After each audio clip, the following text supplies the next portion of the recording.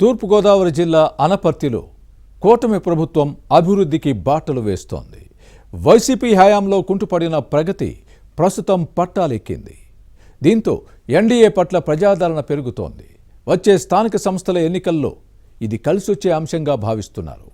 అనపర్తి నియోజకవర్గంలో జరుగుతోన్న అభివృద్ధి పనుల్ని చూస్తోన్న వైసీపీ నేతలకు కంటి మీద కునుకు లేకుండా పోతోందా? తమ భవిష్యత్తు అంధకారంగా మారుతుందేమోనన్న బెంగ పట్టుకుందా? వైసీపీ నేతలు కూటమి పార్టీల వైపు చూస్తోన్న క్రమంలో పార్టీ పరిస్థితి ఏంటి అన్న ఆందోళన వ్యక్తమవుతోందా?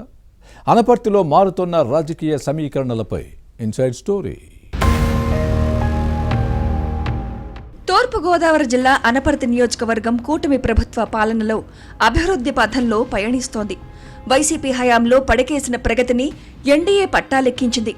గతంలో అస్తవ్యస్తంగా ఉన్న అన్ని వ్యవస్థలు గాడిన పడ్డాయి. గతుకుల రోడ్లు ఇప్పుడు అందంగా మెరిసిపోతున్నాయి. అక్రమ మైనింగ్ దందాను కూటమి ప్రభుత్వం అదుపు చేసింది. ఇక్కడి నుంచి బీజేపీ ఎమ్మెల్యే నల్లమిల్లి రామకృష్ణారెడ్డి ప్రాతినిధ్యం వహిస్తున్నారు.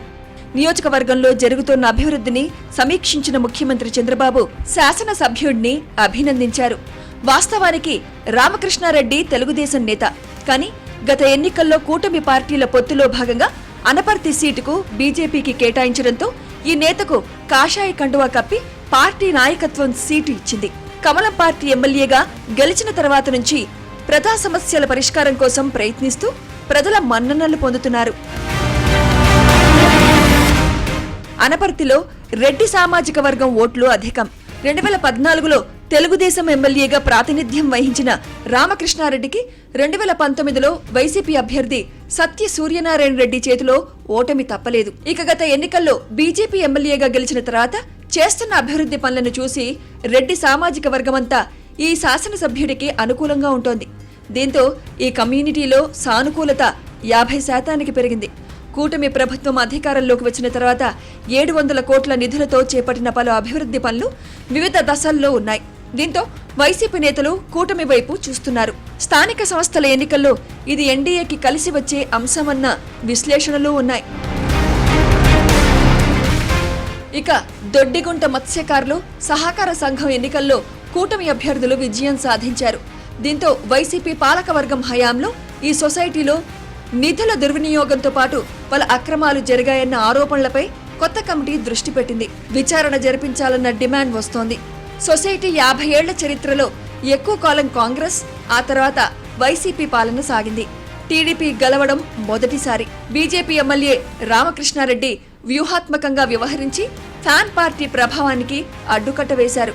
కూటమి పట్ల పెరుగుతోన్న ప్రజాదరణకు ఇది నిదర్శనంగా నిలుస్తోంది.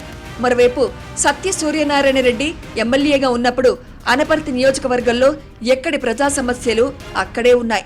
ఇసుక, మట్టి మాఫియా చెలరేగిపోతోంది. ఇప్పుడు అలాంటి అక్రమాలకు అడ్డుకట్టపడింది. త్వరలో స్థానిక సంస్థల ఎన్నికలు జరగనున్నాయి. అనపర్తి నియోజకవర్గంలోని అన్ని ఎంపీటీసీ, జెడ్పీటీసీ స్థానాలను గెలుచుకునే విధంగా బీజేపీ ఎమ్మెల్యే నల్లమిల్లి రామకృష్ణారెడ్డి వ్యూహరచన చేస్తున్నారు. కూటమి పార్టీల పట్ల ఉన్న ప్రజా సానుకూలతతో వైసీపీకి ఎదురుదెబ్బ తప్పదన్న అంచనాలు ఉన్నాయి. అన్నదాత సుఖీభవ పథకం అమలు పట్ల రైతులు సంతోషిస్తున్నారు.